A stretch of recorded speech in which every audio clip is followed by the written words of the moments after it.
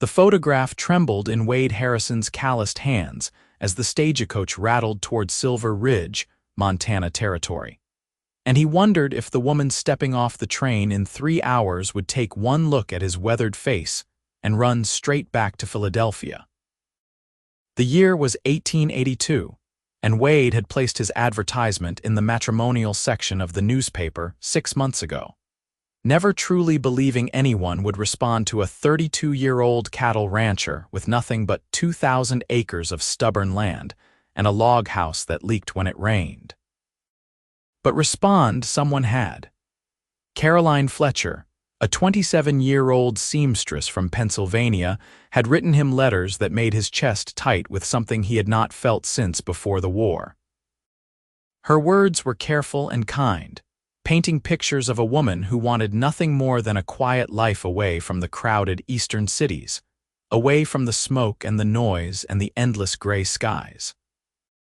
The photograph she had sent was faded and creased at the corners, obviously taken years ago based on the style of her dress and the stiffness of her pose.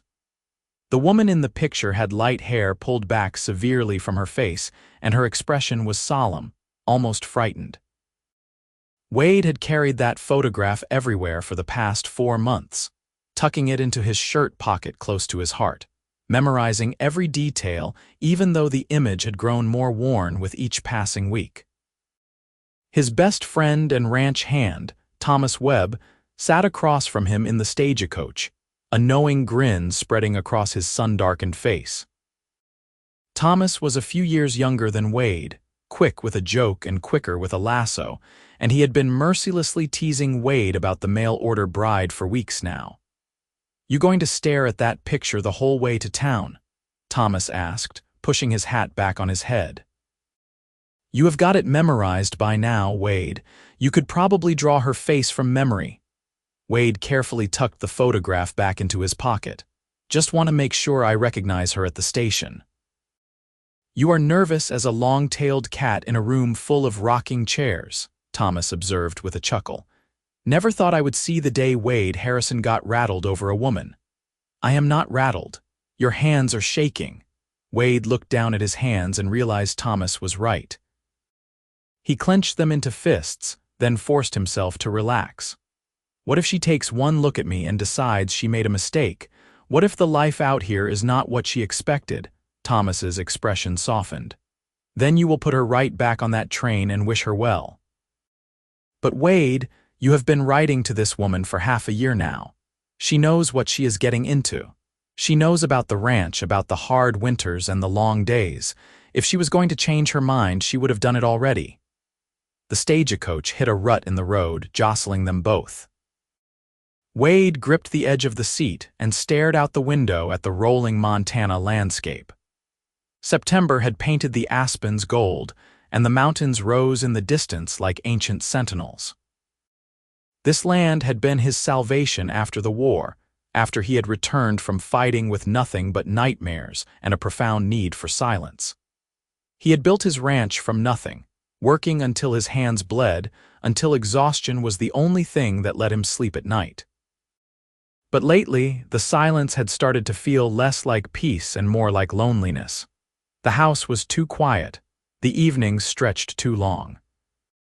He found himself talking to his horses more than was probably healthy, and Thomas had started giving him concerned looks when he caught Wade eating dinner alone on the porch, staring at nothing. The advertisement had been Thomas's idea, actually. One night after too much whiskey, Thomas had suggested that what Wade needed was a wife, someone to fill up all that empty space. Wade had laughed it off at first, but the idea had taken root. He was not getting any younger, and the thought of spending the rest of his life alone had suddenly seemed unbearable. The stagecoach rolled into Silver Ridge just after noon. The town was small but growing, with a main street lined with wooden buildings that still smelled of fresh lumber. There was a general store, a saloon, a church, a bank, and a handful of other businesses that served the ranchers and miners who worked in the area.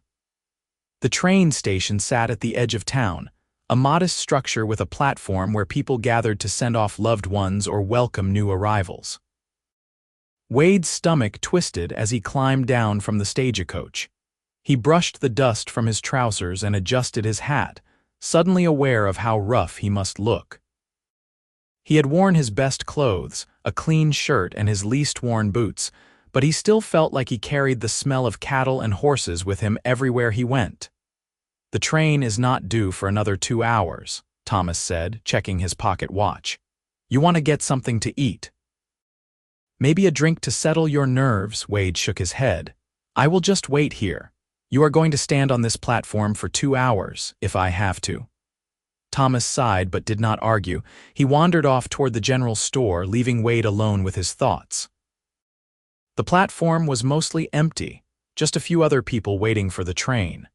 Wade found a bench and sat down, then immediately stood back up. He paced the length of the platform 3 times before forcing himself to sit down again. He pulled out Caroline's last letter and read it for what must have been the 100th time.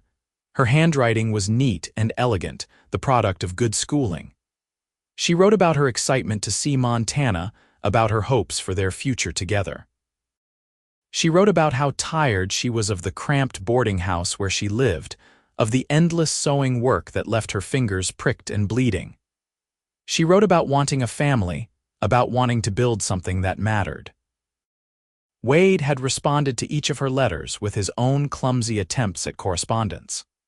Writing had never come easily to him, and he worried that his words sounded stupid and unrefined compared to hers. But he had tried to be honest, to paint an accurate picture of what life on the ranch would be like. He told her about the long winters when snow could trap you inside for days. He told her about the hard work, the early mornings, the constant battle against weather and predators, and simple bad luck. He told her about the beauty too, the sunrises that set the sky on fire and the endless stars that appeared once darkness fell. She had written back saying it all sounded like heaven. The 2 hours crawled by with agonizing slowness. Thomas returned with sandwiches that Wade could not eat. Other people began to gather on the platform as the train's arrival time approached. Wade stood near the edge, his eyes fixed on the tracks that stretched toward the horizon. Finally, blessedly, he heard it. The distant whistle of the train, the rhythmic chug of the engine. His heart began to pound so hard he thought it might break through his ribs. He pulled Caroline's photograph from his pocket one more time, studying her face, then tucked it away and straightened his shoulders. The train appeared as a dark shape in the distance, growing larger and louder as it approached. Black smoke poured from its stack. The brakes squealed as it began to slow, and then it was there, a massive iron beast hissing steam as it came to a stop alongside the platform. Doors opened. People began to disembark. Wade scanned each face, searching for the woman from the photograph, an older couple, a man in a business suit, a family with 3 young children, a woman with dark hair who looked nothing like Caroline. His heart sank. What if she had not come? What if she had changed her mind at the last moment? Then he saw her. She was standing on the steps of one of the passenger cars, gripping her carpetbag with both hands, looking around with wide, uncertain eyes. She was not the woman from the photograph, not exactly. This woman was older, yes, but that was not the difference that struck him. The photograph had shown someone rigid and afraid, someone worn down by life in ways that made her seem older than her years. The woman stepping carefully down onto the platform was different. Her light brown hair was pulled back loosely, with soft curls framing her face. Her traveling dress was simple but well made, the work of someone who knew how to handle a needle. But it was her face that caught his attention and held it. 10 years had passed since that photograph was taken, he realized. 10 years that had added fine lines around her eyes and a certain weariness to her expression, but had also brought something else. Strength, maybe, or resilience. The frightened girl in the photograph had become a woman who looked like she had survived things and come out the other side. She was beautiful. The thought hit him with unexpected force.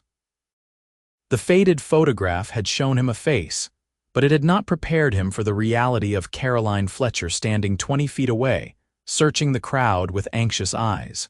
Wade forced his feet to move. He crossed the platform toward her, his mouth suddenly dry. She saw him approaching and went very still, her hands tightening on her carpetbag. "Miss Fletcher," he said, pulling off his hat. "Mr. Harrison?" Her voice was soft but steady, with the refined accent of someone educated back east. "Yes, ma'am, Wade Harrison." He extended his hand, and after a moment's hesitation, she took it. Her hand was small in his, and he was careful not to grip too hard. "Welcome to Silver Ridge." She looked up at him, really looked at him, and he saw her taking in his appearance. He was tall and broad-shouldered from years of hard work, with brown hair that was probably too long and a face that had been weathered by sun and wind. His hands were calloused and scarred. He probably looked exactly like what he was, a rancher who spent more time with cattle than people. "Thank you," she said quietly. "I apologize for my appearance. It was a very long journey." Wade nearly laughed. She was apologizing for how she looked. "Miss Fletcher, you look just fine. Better than fine, if you do not mind me saying.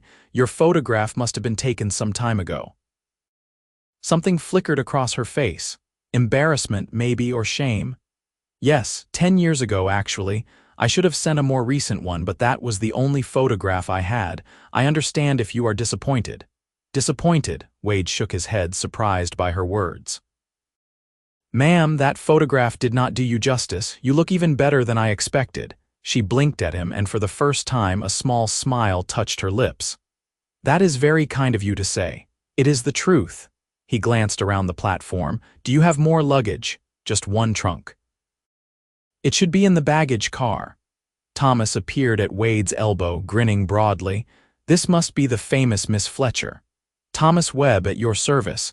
I work for this ugly bastard, and I am here to make sure he does not mess this up." "Thomas," Wade said warningly, but Caroline actually laughed, a light sound that made something warm bloom in his chest. "It is a pleasure to meet you, Mr. Webb," she said. "Thank you for coming to meet me. Call me Thomas, please, and the pleasure is all ours." "Wade has been driving me crazy for weeks, checking that photograph every 5 minutes like you might have changed appearance if he did not keep looking." Caroline's cheeks flushed pink, and Wade shot Thomas a look that promised retribution later. "Let me get your trunk," Wade said quickly. "We have got a stagecoach waiting to take us back to the ranch." He retrieved her trunk from the baggage car, surprised by how light it was. Everything she owned in the world, he realized, fit into one small trunk and a carpetbag. The thought made his chest tight. The ride back to the ranch was quiet at first. Caroline sat across from Wade in the stagecoach, looking out the window at the passing landscape. Thomas had opted to ride up front with the driver, giving them privacy. Wade searched for something to say, something that would not sound foolish. "The aspens are beautiful," Caroline said softly, breaking the silence. "I have never seen trees that color before." "They turn gold every fall," Wade said. "In another few weeks, the whole mountainside will be covered in them. It is something to see. I am looking forward to it." She turned from the window to look at him. "Your letters made Montana sound wonderful. I am glad to finally see it for myself." "It can be harsh," Wade felt compelled to warn her again. "The winters especially. We can get snowed in for days at a time, and the ranch is isolated. The nearest neighbor is 5 miles away." "I am not afraid of isolation," Caroline said, "or hard work. I have been working since I was 12 years old, Mr. Harrison. I am not some delicate eastern flower who will wilt at the first sign of difficulty." There was steel in her voice, and Wade found himself respecting it.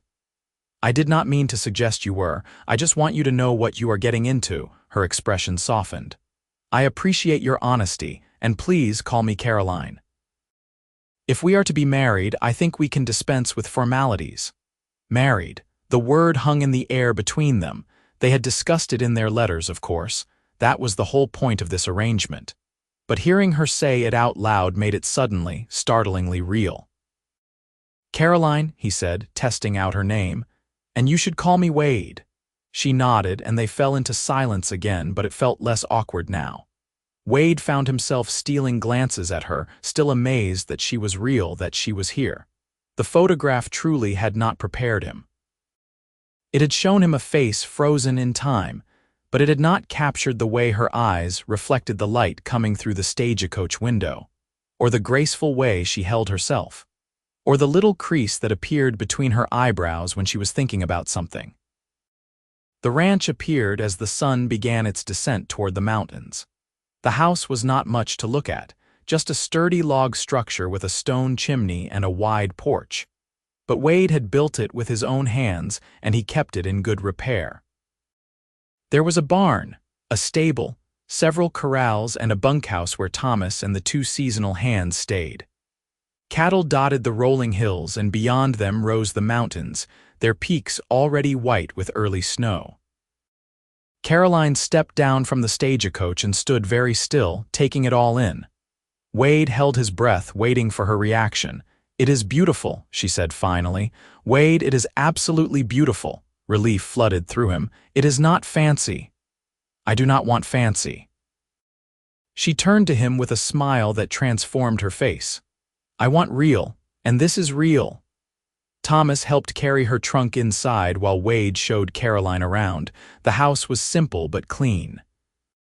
There was a main room with a fireplace and a kitchen area, 2 bedrooms, and a small room that Wade used as an office. He had spent the past week scrubbing everything until it shone, washing curtains and beating rugs and making sure there was not a speck of dust anywhere. "I know it is not what you are used to," Wade said as Caroline looked around the main room. "It is perfect," she said softly. She ran her hand along the back of the rocking chair near the fireplace. "Did you make this?" "Yes, last winter when I was snowed in for a week." "I am not much of a carpenter, but it is sturdy enough." "It is lovely." She turned to face him. "Wade, I want to be honest with you about something. That photograph I sent you, I know it was old and faded. The truth is, it was the only photograph I had because I could not afford to have another one taken. The boarding house where I lived charged me $3 a week for a room barely big enough to turn around in. After I paid for food and supplies for my sewing, there was never anything left over." Wade frowned. "You do not have to explain." "But I do. I want there to be honesty between us. I am not some wealthy woman looking for adventure. I am a seamstress who was barely scraping by, and when I saw your advertisement, I thought it might be a chance for something better. A chance to build a real life instead of just surviving day to day." She met his eyes steadily. "I know that is probably not romantic, but it is the truth. Caroline," Wade took a step toward her, "I appreciate your honesty and I will match it. I did not place that advertisement because I was looking for romance. I placed it because I was lonely. This ranch is my life's work, but at the end of the day, I was going home to an empty house and eating dinner by myself and wondering what the point of it all was. I wanted a partner. Someone to share this life with. If we can build something good together, something that matters, then that is more than enough for me." She searched his face, and whatever she saw there seemed to satisfy her. "Then I think we understand each other." "I think we do." Thomas poked his head in the door. "I am heading back to the bunkhouse. Caroline, it was real nice to meet you. Wade, try not to do anything stupid." "Get out of here," Wade said, but he was grinning. After Thomas left, an awkward silence descended. Wade cleared his throat. "I prepared the bedroom for you, the one on the right. It has got a good bed and a wardrobe for your things. I will take the other bedroom." Caroline looked surprised. "We are not sharing a room?" "Not unless you want to. I figured we should take some time to get to know each other first." "There is no rush." Something in her expression relaxed. "Thank you. I appreciate that." They made dinner together, which involved Caroline gently taking over after Wade nearly burned the beans. She moved around the kitchen with easy competence, finding what she needed and putting together a simple but delicious meal of fried ham, beans, and cornbread. They ate at the small table, making careful conversation about inconsequential things. After dinner, Wade showed Caroline where everything was and made sure she had water for washing. She seemed exhausted from the long journey, so he bid her good night early and retreated to his own room. He lay awake for a long time, staring at the ceiling, intensely aware that Caroline was sleeping just on the other side of the wall. This remarkable woman had traveled halfway across the country to marry him based on nothing but letters and a hope for something better. The responsibility of that weighed on him. He wanted to make her happy. He wanted to prove that her leap of faith had not been misplaced. The next morning, Wade woke before dawn as always. He dressed quietly and slipped out of the house, not wanting to wake Caroline. He had chores that could not wait, cattle to check on and horses to feed. Thomas was already up, leaning against the corral fence with a cup of coffee. "How did it go?" Thomas asked. "Fine, good, we talked, had dinner, went to bed." Thomas raised an eyebrow. "Separate beds." "That is none of your business." "So that is a yes." Thomas grinned. "You are a gentleman, Wade, some might even say too much of a gentleman.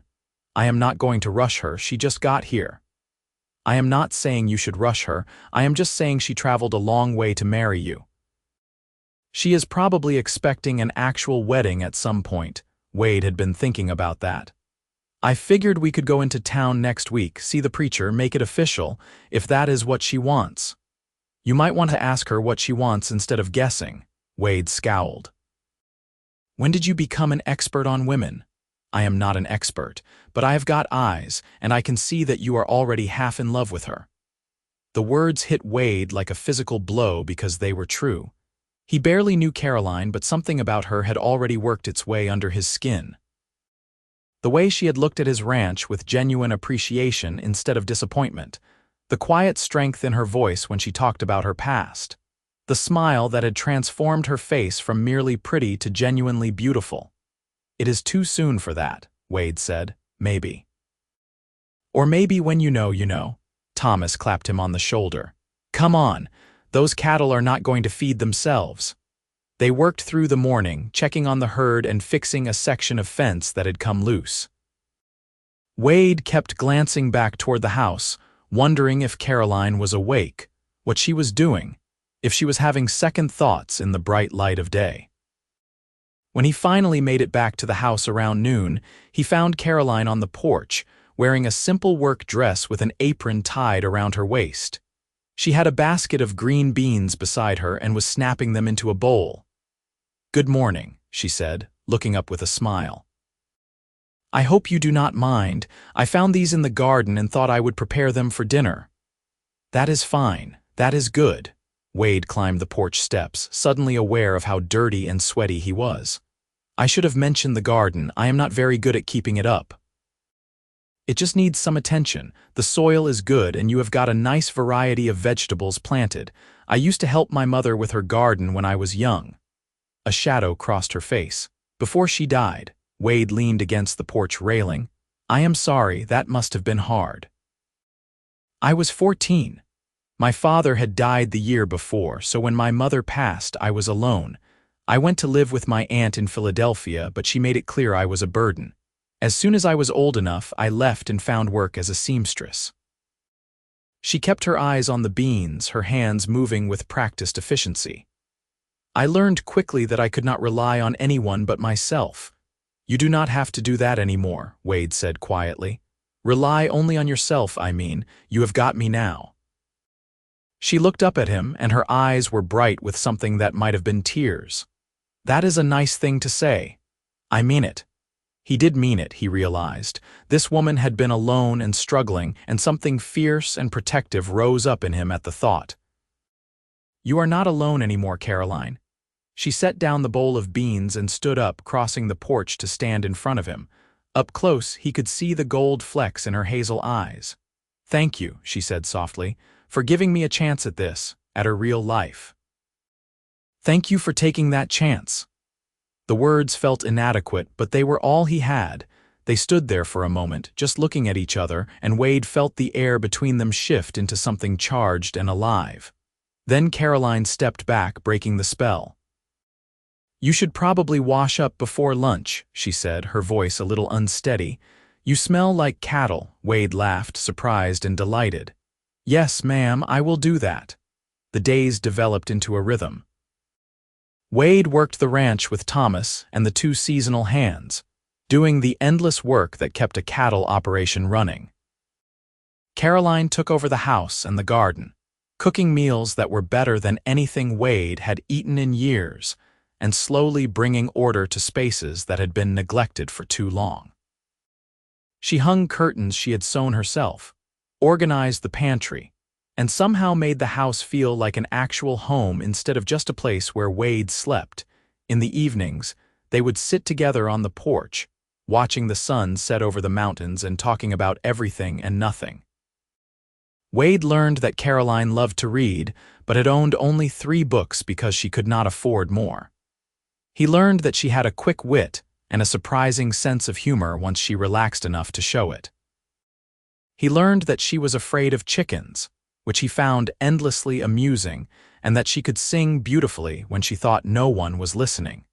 Caroline learned that Wade had fought in the war and did not like to talk about it. She learned that he had a younger sister back in Ohio whom he missed but rarely wrote to. She learned that he was kind to his animals and patient with his men, and that he had a tendency to take on too much work himself instead of asking for help. They learned each other slowly and carefully, building something that felt solid and real. 2 weeks after Caroline's arrival, Wade suggested they go into town to see the preacher. "If you are ready," he added quickly. "There is no pressure. We can wait as long as you want." Caroline looked at him steadily. "I am ready if you are. We have been living as husband and wife in every way except the legal one. We should make it official." They rode into Silver Ridge the next day, just the 2 of them in the wagon. Caroline wore her best dress, a green one that brought out the color of her eyes, and Wade had scrubbed himself until his skin hurt and put on his Sunday clothes. The preacher was a thin man named Reverend Matthews who had been in Silver Ridge for about 5 years. He looked surprised when Wade and Caroline appeared at his door requesting to be married, but he agreed readily enough. "You have witnesses?" he asked. "We can find some," Wade said, and they walked over to the general store where the owner, Mr. Hooper, and his wife agreed to stand in. Thomas would have been insulted to miss it, but Wade wanted this to be just for them, something simple and private. They stood in the small church with its rough wooden pews and simple cross, and Reverend Matthews read the words that bound them together as husband and wife. Wade held Caroline's hands and made his vows, meaning every word. Caroline's voice was steady as she made hers, her eyes never leaving his face. "You may kiss your bride," Reverend Matthews said. Wade leaned down slowly, giving Caroline time to pull away if she wanted, but she did not pull away. She tilted her face up to his, and he kissed her softly, carefully, aware of the Hoopers watching. It was brief and chaste, but it sent heat flooding through him nonetheless. They signed the marriage certificate and thanked the witnesses. Wade paid the reverend and then led Caroline back out into the afternoon sunshine. "Well, Mrs. Harrison," he said, trying out the name, "how does it feel to be married?" "Strange," she admitted with a small smile, "but good. How does it feel for you?" "Same." He helped her up into the wagon and climbed up beside her. "Should we celebrate? We could get dinner at the hotel." "I would like that." They ate at the small dining room of the Silver Ridge Hotel, which was the fanciest place in town. It was not very fancy by city standards, Wade suspected, but the food was decent, and they had tablecloths and real napkins. Wade ordered steak and Caroline got the roasted chicken, and they shared a bottle of wine that cost more than Wade usually spent on a week's worth of supplies. "To new beginnings," Wade said, raising his glass. Caroline clinked hers against his. "To new beginnings." The wine made them both a little loose and easy. They laughed more than they had before, and Caroline told stories about some of the ridiculous requests she had gotten as a seamstress. One woman had wanted a ball gown covered entirely in peacock feathers. Another had insisted on a dress made from fabric that was so delicate it tore if you looked at it wrong. "I spent 3 weeks on that dress," Caroline said, shaking her head. "And she wore it once and returned it, demanding her money back because it had torn at the seam. Of course it tore. I told her it would tear. She did not want to listen. Did you give her the money back? I could not afford to. She made a terrible scene, told everyone I was a terrible seamstress." I lost 3 other customers because of her. Caroline took another sip of wine. That was 2 years ago and it nearly ruined me. I barely made rent for the next 6 months. Wade felt a surge of anger toward this woman he had never met. That was not fair. No, it was not. But life is not fair, as I learned a long time ago. She met his eyes across the table. But I am not in that place anymore. I am here with you and I am grateful for it. I am grateful too, Wade said, more than you know. The ride back to the ranch was quiet, both of them full and sleepy from the wine. The sun had set, and stars filled the sky in numbers that still amazed Wade even after years in Montana. Caroline leaned against his shoulder, and he put his arm around her, holding her steady as the wagon bounced over the rutted road. When they reached the house, Wade helped Caroline down and they stood for a moment in the yard, neither wanting to break the spell of the evening. "Wade," Caroline said softly, "I am ready for everything. I do not want separate bedrooms anymore." His heart kicked hard against his ribs. "Are you sure?" "I am sure. You are my husband now, and I want to be your wife in every sense of the word." He took her hand and led her inside, into the house that was now truly theirs. That night, they came together as husband and wife, and it was sweet and tender and a little awkward, as first times often are, but it was theirs and it meant something. Afterward, Caroline fell asleep in his arms, and Wade lay awake watching her, feeling a contentment he had never experienced before. The autumn deepened into winter. Snow fell early that year, dusting the mountains white in October and covering the valley by November. Wade made sure they were prepared, stocking the pantry and the woodpile and bringing the cattle down from the high pastures. Caroline proved to be everything Wade had hoped for and more. She was strong and capable, helping with the ranch work when she was needed, never complaining about the hard conditions or the isolation. She made the house warm and welcoming, filling it with good smells and laughter and her singing when she thought no one was listening. But more than that, she became his partner in every sense of the word. They made decisions together about the ranch. They talked through problems and celebrated victories. They supported each other through the hard days and cherished the good ones. Wade fell completely and irrevocably in love with her. He did not tell her, not yet. The words felt too big and important to say casually, but he showed her in other ways. He brought her small gifts from town, ribbons and fabric, and once a book of poetry that made her eyes light up. He rubbed her feet when they ached from standing all day. He held her close on cold nights and made love to her with a tenderness that left them both breathless. And slowly, gradually, he began to see the same emotion reflected back at him in her eyes. The first serious snow came in December, a blizzard that lasted 3 days and trapped them inside. Wade worried about the cattle, but there was nothing to be done except wait it out. He and Caroline spent the time close to the fire, reading and talking and making love in the middle of the day just because they could. On the second day of the storm, Caroline looked up from her sewing and said, "Wade, I need to tell you something." His heart jumped. "What is it?" "I am pregnant." The words hung in the air. Wade stared at her, his mind racing. "Are you sure?" "I am sure. My courses have not come for 2 months and I have been sick every morning for the past week. I did not want to say anything until I was certain, but I am certain now." Wade crossed the room and knelt in front of her, taking her hands. "How do you feel about it?" "Scared," she admitted. "But happy. Are you happy?" "I am terrified," he said honestly. "But yes, I am happy. Caroline, this is wonderful news." She searched his face. "You really think so?" "It is so soon. We have only been married for 3 months. I do not care how soon it is. We are building a life together and this is part of it." He placed his hand gently on her stomach. "Our child, that is amazing." Tears spilled down her cheeks and she pulled him close. "I was so afraid you would think it was too soon, that you would not want this yet." "I want everything with you," Wade said fiercely. "Everything, Caroline, the life we are building, the family we are creating, all of it." "I love you," she whispered. "I have been wanting to say it for weeks, but I was afraid it was too soon for that too."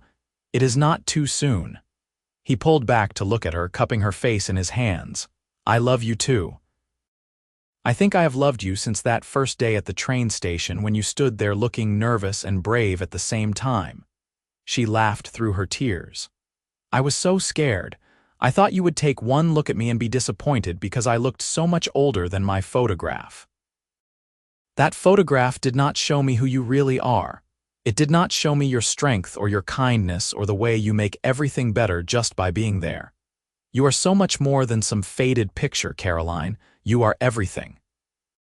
They held each other while the snow fell outside and the fire crackled in the hearth, and Wade felt a peace so profound it was almost painful. This was what he had been searching for without knowing it. Not just a wife, but this woman specifically. Not just a partner, but someone he loved with his whole heart. The winter was hard, as Wade had warned.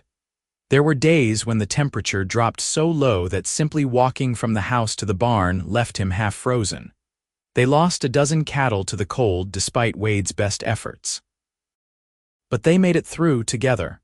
Caroline's pregnancy progressed, and Wade watched in amazement as her body changed. He worried constantly about her, making sure she did not work too hard, that she ate enough, that she stayed warm. Thomas teased him mercilessly about being overprotective.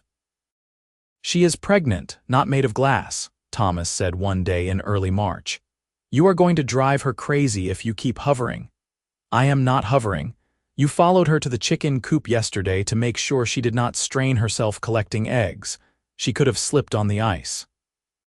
Thomas shook his head, grinning. "You have got it bad, my friend." Wade did not bother denying it. Spring came slowly, melting the snow and revealing the brown grass beneath. Caroline's belly grew round and prominent, and Wade found himself talking to the baby sometimes when they were alone, telling their child about the ranch and the mountains and how much they were already loved.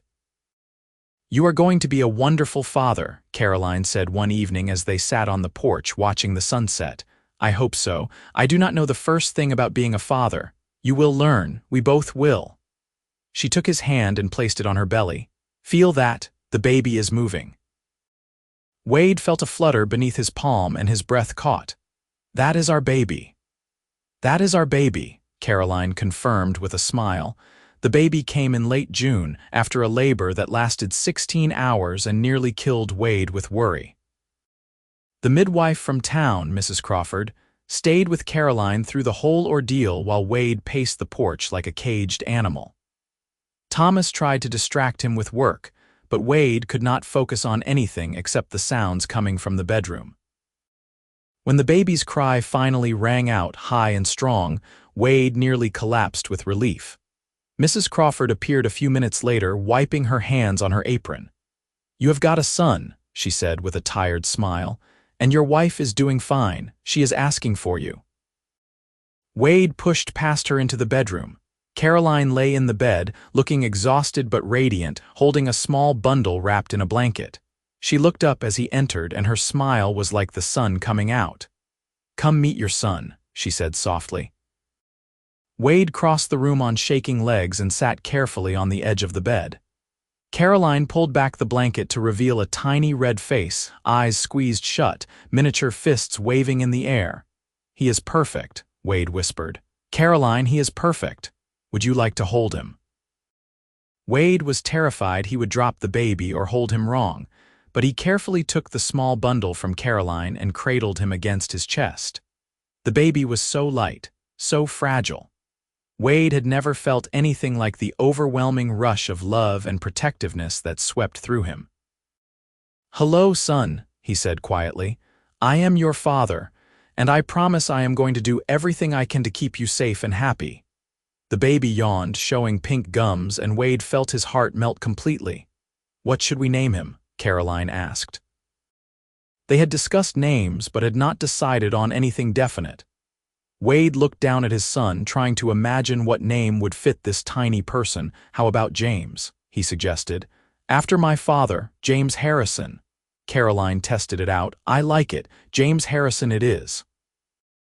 They called him Jamie, and he became the center of their world.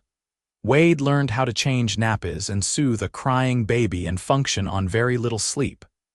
Caroline recovered from the birth slowly, and Wade tried to take on as much of the baby care as he could to let her rest. Thomas was utterly useless with the baby, terrified to even hold him, which Wade found hilarious. But Thomas proved his worth in other ways, taking on extra ranch work so Wade could spend time with his family. As summer turned to fall, Jamie grew from a tiny newborn into a plump, happy baby who smiled and gurgled and grabbed at everything in reach.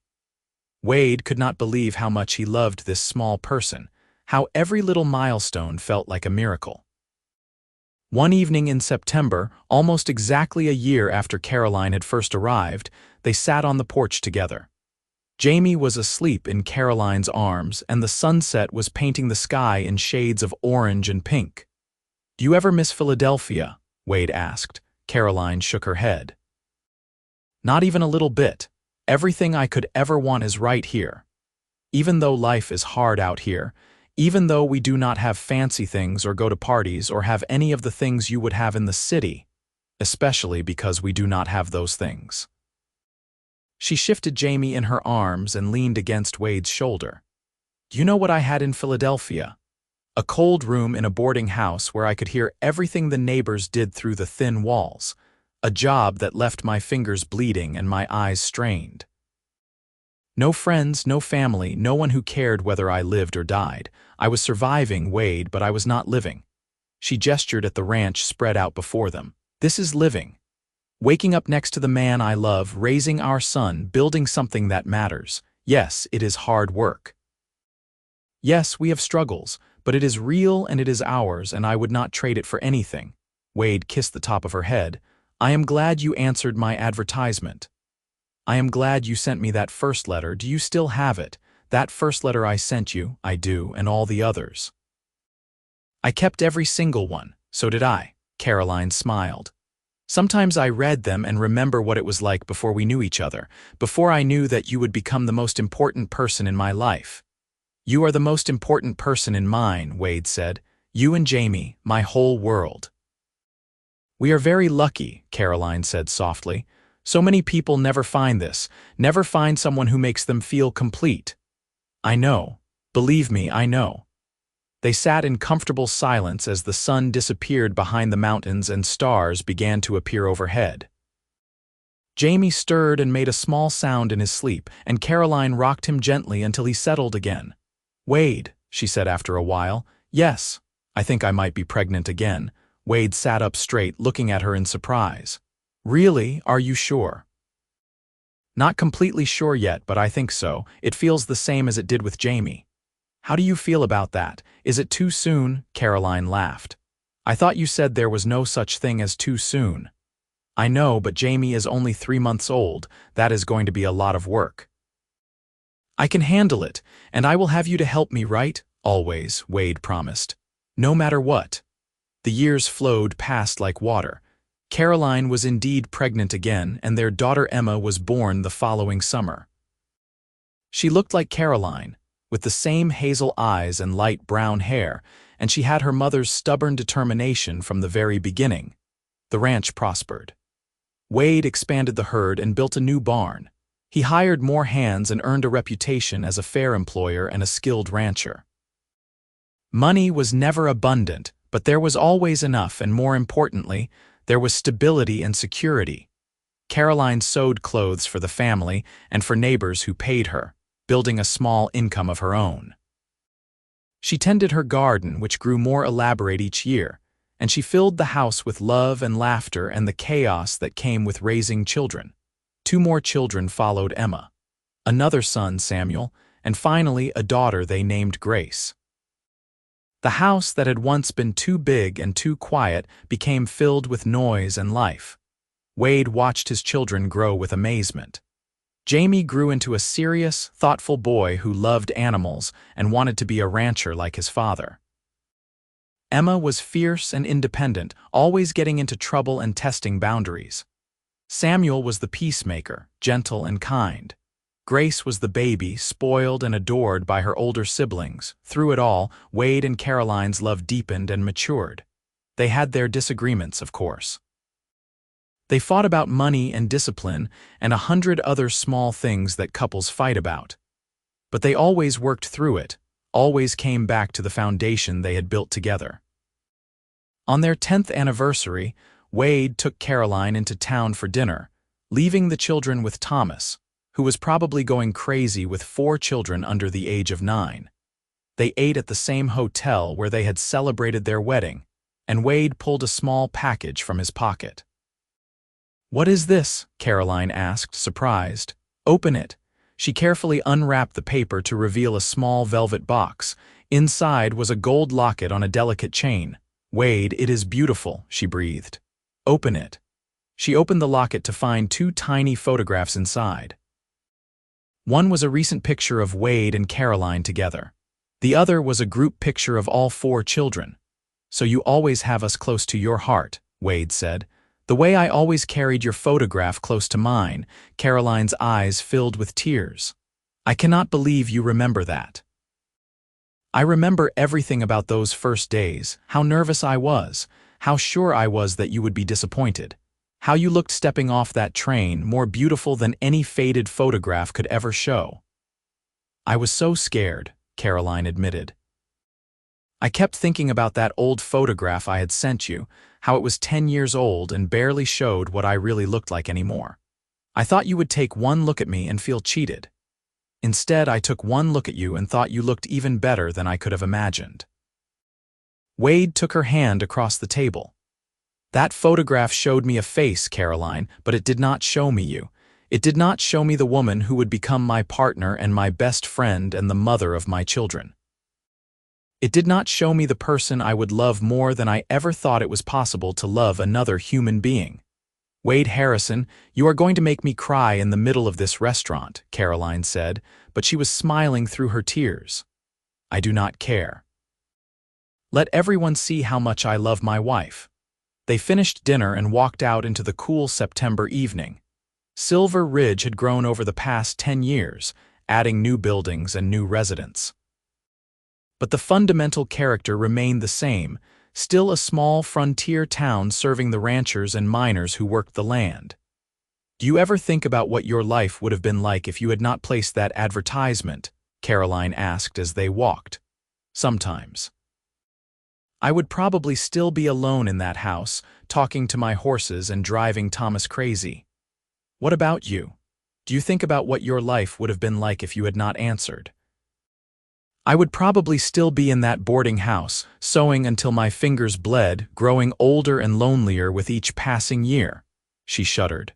"That sounds awful when I say it out loud." "We saved each other," Wade said. "You saved me from a lonely existence, and I saved you from an unhappy one. That seems like a fair trade. More than fair." They walked in silence for a while, enjoying the evening and each other's company. It was a rare treat to be alone together without children demanding attention or ranch work that needed doing. "Wade, can I tell you something?" Caroline said eventually. "Anything. Sometimes I think about that girl in the photograph, the one I was 10 years before I met you. She was so young and so scared. She had just lost her parents and she was living with an aunt who resented her. She was about to start a life of drudgery and loneliness, and she did not even know it yet." Caroline's voice grew soft. "I wish I could go back and tell her that it was all going to be okay, that in 10 years she would meet a man who would love her exactly as she was, that she would have a home and a family and everything she ever dreamed of. I wish I could tell her that the hard years were leading somewhere good." Wade stopped walking and turned to face her. You could not go back and tell her, but she found out anyway. She survived those hard years and became someone strong and capable and amazing. And then she took a chance on a lonely rancher in Montana, and that chance changed both of our lives. "It was the best decision I ever made," Caroline said. "Answering your advertisement, getting on that train, showing up with nothing but an old photograph and a hope that things could be better. It was the best decision I ever made too, placing that advertisement, writing you those letters. Standing on that train platform and seeing you for the first time and thinking that you were the most beautiful woman I had ever seen." They kissed there on the main street of Silver Ridge, not caring who might see. two people who had found each other against the odds and built something remarkable together. The years continued to pass. The children grew from toddlers to children to young people with dreams of their own. Jamie proved to have his father's skill with cattle and his mother's head for business. At 21, he became a full partner in the ranch, taking on more responsibility and freeing Wade to slow down a little. Emma, true to her independent spirit, announced at 18 that she wanted to go to Denver to study teaching. Wade worried about letting his daughter go to the city alone, but Caroline reminded him that Emma was as tough and capable as they came. She would be fine. Samuel turned out to have a gift for working with horses. He started a side business training horses for neighbors and made a name for himself as someone with a gentle touch and infinite patience. Grace was still young, only 14, but already showing signs of inheriting her mother's skill with a needle. She talked about opening a dress shop in town someday. Wade and Caroline watched their children grow and thrive with pride and occasional terror. Raising children was harder than anything Wade had ever done, including fighting in the war and building the ranch from nothing. But it was also more rewarding than he could have imagined.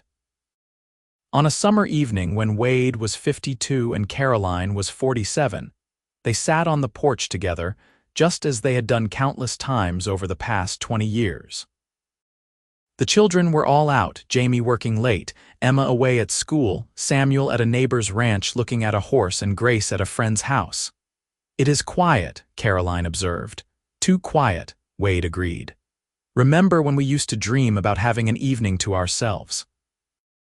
"No children interrupting, no one needing anything, I do. And now that we have it, I miss the noise," Caroline laughed. "Me too. Although I will admit it is nice to have you all to myself for a change." Wade pulled her close and she rested her head on his shoulder. They sat in comfortable silence, watching the sun set over the mountains just as they had done so many times before. "Wade," Caroline said after a while. "Yes. Do you remember what you said to me that first day at the train station, when you saw me for the first time?" Wade thought back 2 decades, smiling at the memory. "I said a lot of things. You said I looked even better than my photograph." "That is because you did, you still do." Caroline lifted her head to look at him. "I have wrinkles now and gray in my hair. And I am not the young woman who stepped off that train. No, you are not. You are better. You are the woman who has lived beside me for 20 years, who has raised 4 amazing children, who has turned a house into a home and a lonely rancher into the happiest man in Montana." Wade cupped her face in his hand. "Every line on your face tells a story, and I love every single one of them because they are part of our story." "You always know exactly what to say," Caroline said, but she was smiling. "I just tell the truth." "Caroline, you are more beautiful to me now than you were on that first day. Not despite the years, but because of them. Because every year has been another year of loving you and being loved by you." They kissed as the last light faded from the sky. Two people who had found each other through letters and hope and a faded photograph, and who had built a love that would last the rest of their lives. The years continued their inevitable march. Wade's hair turned completely gray and his back started giving him trouble on cold mornings. Caroline's hands developed arthritis that made sewing painful, though she refused to give it up completely. They slowed down, as people do, but they slowed down together. The children married and had children of their own, filling the ranch with grandchildren who called Wade Grandpa and Caroline Grandma, and kept them both young with their endless energy. Jamie took over full operation of the ranch when Wade finally admitted he could not do the physical work anymore. Emma returned from Denver with a teaching certificate, and her new husband, a lawyer named Robert. She opened a school in Silver Ridge, determined to bring education to the frontier children. Samuel married a neighboring rancher's daughter and continued his horse training business, earning enough to buy his own small piece of land adjacent to the family ranch. Grace, the youngest, did exactly what she had always planned and opened a dress shop in town. She had her mother's skill with a needle and her father's head for business, and the shop thrived. Wade and Caroline watched their children succeed and felt a pride so profound it sometimes brought tears to their eyes. This was their legacy. Not just the ranch or the land, but these four remarkable people they had raised together. On a crisp autumn day, 30 years after Caroline had first stepped off that train in Silver Ridge, Wade and Caroline took a wagon ride out to their favorite spot on the ranch. It was a hill that overlooked the valley, with a view of the mountains that never failed to take Wade's breath away. They sat together on a blanket, sharing a picnic lunch that Caroline had packed. Wade's movements were stiffer now, and Caroline needed help spreading out the blanket, but they managed. "This never gets old," Wade said, looking out at the view. "No, it does not," Caroline agreed. "Do you remember the first time we came up here? It was winter, and you wanted to show me the whole property. You were pregnant with Jamie, and I was terrified you would slip on the ice. You held my hand the entire time." Caroline smiled at the memory. "You have been holding my hand for 30 years now, and I will keep holding it for as long as I can." Wade squeezed her hand gently. "Caroline, I want you to know something. These past 30 years with you have been the best years of my life. You made me happier than I ever thought I could be." "Wade, what is this about? You sound like you are saying goodbye." "I am not saying goodbye, I am just saying thank you. Thank you for taking a chance on a lonely rancher. Thank you for building this life with me. Thank you for being the best partner, the best wife, the best mother to our children. Thank you for everything." Caroline's eyes filled with tears. "You do not have to thank me. Being with you, building this life with you, has been my greatest joy. When I got on that train 30 years ago, I was hoping for security and a better life. What I got was so much more than that. I got love and family and happiness beyond anything I could have imagined. Even though it was hard sometimes, even through the lean years and the losses and all the struggles, especially because of those things, the struggles made us stronger. The hard times taught us what really mattered. And what really mattered was always us, our love, our family. This life we built together from nothing but hope and determination." They sat together as the sun moved across the sky, talking about memories and dreams fulfilled and the family they had created together. They talked about the children and grandchildren, about the ranch and how far it had come from those early days when it was just Wade and a dream.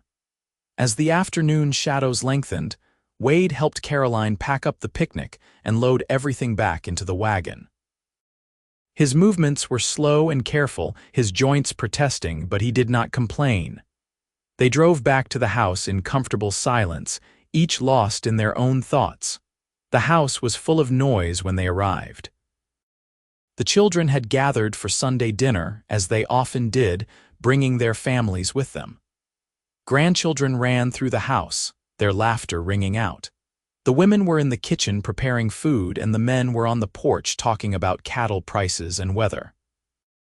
Wade and Caroline stood in the doorway for a moment, taking it all in. "This is what it is all about," Wade said quietly. "This right here." "Yes," Caroline agreed, "this is everything." They joined their family, settling into the rocking chairs on the porch that Wade had made all those years ago. The children and grandchildren swirled around them, bringing them food and drinks, asking questions and telling stories. Wade watched his family and felt a contentment so deep it was almost painful. All of this had started with a faded photograph and a leap of faith. Caroline had traveled across the country to marry a man she had never met, based on nothing but letters and hope. He had stood on that train platform, terrified and excited, waiting for a woman he knew only through words on paper. And she had stepped off that train, more beautiful than any photograph could capture, and changed his life forever. That night, after everyone had gone home and the house was quiet again, Wade and Caroline lay in bed together. They had shared this bed for 30 years, through sickness and health, through joy and sorrow, through all the moments that made up a life together. "Caroline," Wade said in the darkness. "Yes, I love you. I need you to know that. I love you more than I have ever loved anything or anyone." She rolled over to face him, and even in the dim light he could see the smile on her face. I know, and I love you too, always. They fell asleep holding hands, just as they had done almost every night for 3 decades.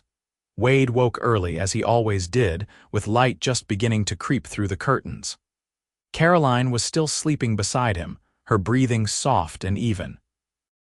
He lay there watching her, this woman who had been his companion through everything, and felt grateful for every single day they had spent together. She stirred and opened her eyes, smiling when she saw him watching her. "Good morning," she said softly. "Good morning, beautiful," she laughed. "I am an old woman with gray hair and wrinkles." "You are the most beautiful woman I have ever seen," Wade corrected. "That has not changed since the day I met you. You are biased. I am honest." He reached out and tucked a strand of gray hair behind her ear. "You looked even better than your photograph 30 years ago, and you look even better now than you did then. Every year with you has been a gift." Caroline's eyes grew misty. "How did I get so lucky to find you?" "We found each other. That was the real gift." They lay together as the sun rose, painting the room in golden light. Two people who had built a life and a love that had lasted 3 decades, and would last for whatever time they had left. The seasons turned as they always did. Winter came and went, then spring, then summer. Wade celebrated his 63rd birthday surrounded by his family, and Caroline turned 58. More grandchildren were born, and the family grew larger and more complex. Wade's health began to fail gradually. His heart was not as strong as it once was, and the doctor warned him to take it easy. But Wade had never been good at taking it easy, and he continued to involve himself in ranch work even when he should have been resting. One evening in late fall, Wade and Caroline sat on the porch together, wrapped in blankets against the cool air. The aspens had turned gold again, just as they did every year, painting the mountains in brilliant color. "Remember the first time you saw the aspens?" Wade asked. "When we were driving back from town after you arrived. You told me they turn gold every fall and that in a few weeks the whole mountainside would be covered. You were right. I have never gotten tired of seeing it. I have never gotten tired of experiencing it with you." Wade took her hand. "Every season is better because I get to share it with you." They sat in silence for a while, watching the sun set. Wade felt a tightness in his chest but ignored it. He had felt it on and off for months now, and it always passed. "Wade, are you all right?" Caroline asked, concern in her voice. "I am fine, just tired. Maybe we should go inside." "It is getting cold." Wade nodded and started to stand, but the tightness in his chest suddenly intensified. He gasped and sat back down hard. "Wade," Caroline was on her feet immediately. "What is wrong?" "It is nothing, just need a minute." But it was not nothing. The pain spread across his chest like wildfire, and his vision started to blur. He heard Caroline calling for Jamie, heard running footsteps, felt hands helping him into the house. The doctor was summoned, and he confirmed what Wade already knew. His heart was giving out. There was nothing to be done except make him comfortable and wait. Wade lay in his bed, surrounded by his family. Caroline sat beside him, holding his hand just as she had held it for 33 years. The children were there, and the older grandchildren. They all looked frightened and sad, and Wade wished he could comfort them. "Do not be sad," he told them, his voice weak. "I have had a good life, a wonderful life. I got to love your mother and raise you children and build something that will last. Not everyone gets that." "We are not ready to lose you, Dad," Jamie said, his voice breaking. "No one is ever ready, but this is part of life, son, and I am not afraid, not when I have all of you here with me." He looked at Caroline, and the love in her eyes nearly broke his heart. "I am sorry," he whispered. "I wanted more time with you." "We had 33 years, Caroline said, tears streaming down her face. 33 wonderful years. That is more than most people ever get. You gave me everything, Wade, a home, a family, a love that made every day worth living. I will carry that with me for the rest of my life." "You made me so happy," Wade said. "From that first day at the train station when I saw you and thought you looked even better than your photograph, you have made every day better just by being in it." "I love you," Caroline said. "I will always love you." I love you too. Take care of our family. Tell them stories about me so the grandchildren remember. Make sure they know how much I loved them all. I will, I promise." Wade felt the pain in his chest easing, but he knew it was not a good sign. His vision was starting to fade, but he could still see Caroline's face, and that was all he needed. "Beautiful," he whispered. "You are so beautiful." Those were his last words. He closed his eyes with Caroline holding his hand and his family surrounding him, and he slipped away peacefully, a man who had lived well and loved deeply. The funeral was well attended. Wade had been respected in the community, known as a fair man and a good neighbor. But it was the family who mourned him most deeply.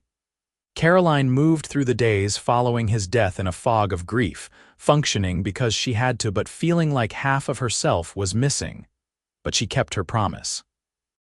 She took care of the family, made sure the ranch continued to run smoothly under Jamie's leadership, and told stories about Wade to the grandchildren until they could recite them by heart.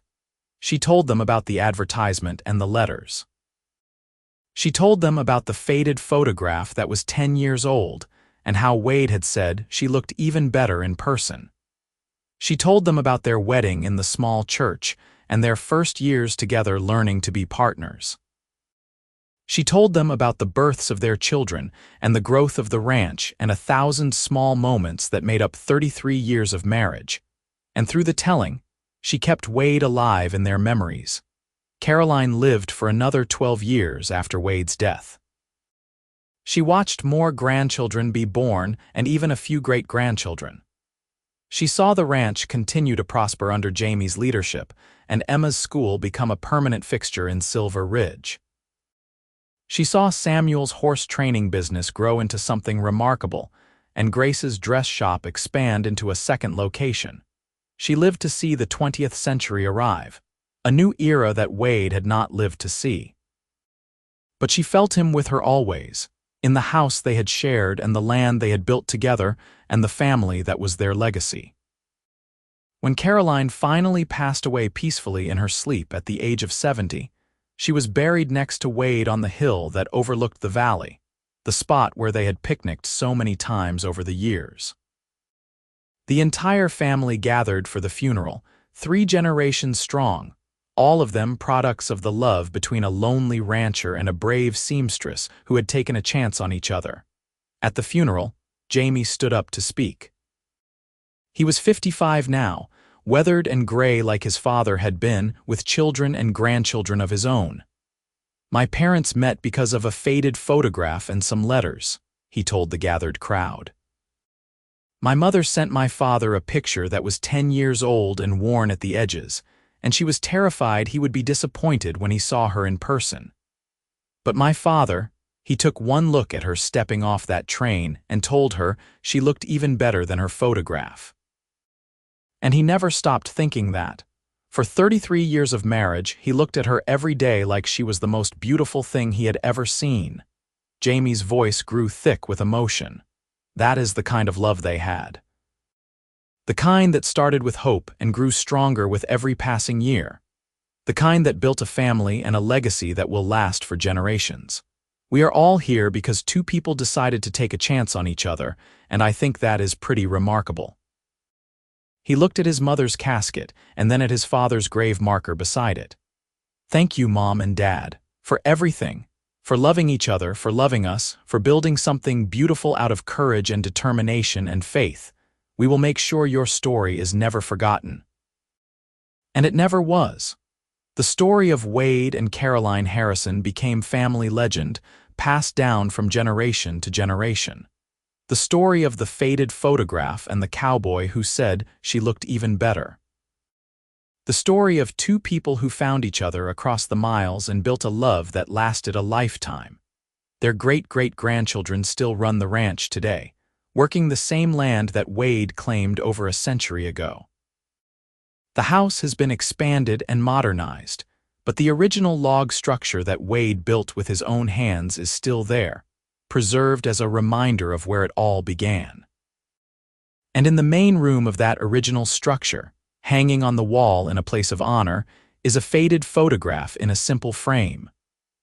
The photograph shows a young woman with light hair pulled back severely from her face, her expression solemn and a little frightened. Below it is a brass plaque that reads, Caroline Fletcher Harrison, 1855 to 1927, the photograph that started it all. Next to it hangs another photograph, this one clearer and more recent. It shows an older couple on a porch, the woman with gray hair and laugh lines around her eyes, the man with weathered features and a smile that reaches all the way to his eyes. They are holding hands and looking at each other with unmistakable love. Below that photograph, another plaque reads, Wade and Caroline Harrison, 1882. He said she looked even better than her photograph, and he never stopped believing it. Visitors to the ranch often stop to look at those photographs and read their story. And they walk away understanding that true love is not about first impressions or surface beauty. It is about seeing someone for who they really are and loving them not despite their imperfections, but because of them. It is about building something together that is greater than what either person could have built alone. It is about taking a chance, making a leap of faith, and discovering that sometimes, just sometimes, the person on the other end of that leap is exactly who you have been waiting for all along. That is the legacy of Wade and Caroline Harrison, not just the land or the ranch or the family, though those things matter, but the understanding that love, real love, is worth every risk. That two people who are brave enough to reach out to each other across the distance can build something beautiful and lasting. The story of the mail-order bride with the faded photograph and the cowboy who said she looked even better became more than just family history. It became a testament to the power of hope and courage, and the simple act of seeing another person truly and loving them for exactly who they are. And in the end, that is all any of us can hope for, to be seen, to be loved, and to build something meaningful with the time we are given. Wade and Caroline did exactly that, and their love story echoes through the generations, reminding us all that the best things in life are worth taking a chance on. Their story began with a faded photograph and a leap of faith. It grew into a love that weathered every storm and celebrated every joy. And it ended not with an ending, but with a legacy that continues to this day, in the family they created and the land they tended and the love they shared. That photograph may have been 10 years old and faded, but what it led to was vivid and bright and more beautiful than any picture could ever capture. And Wade was right that first day on the train platform. Caroline looked even better than her photograph. She looked like hope and courage and possibility. She looked like home, and that, more than anything else, is what made their story worth telling. Two people found each other in the vast wilderness of the American West, and they built something that would outlast them both. They built a love story for the ages, one that began with a faded photograph and a cowboy's kind words, and blossomed into a lifetime of joy and partnership and unwavering devotion. That is the story of Wade and Caroline Harrison. That is the story of a mail-order bride and the rancher who loved her. That is the story of how two lonely people found each other and created something extraordinary.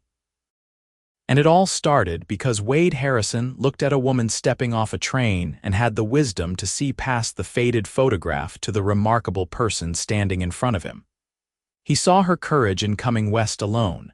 He saw her strength in surviving difficult years. He saw her beauty, not just in her face but in her spirit, and he told her she looked even better than her photograph. It was a simple compliment, but it changed everything. It told Caroline that she was seen and valued for who she really was, not for some idealized image. It told her that she had made the right choice in coming to Montana.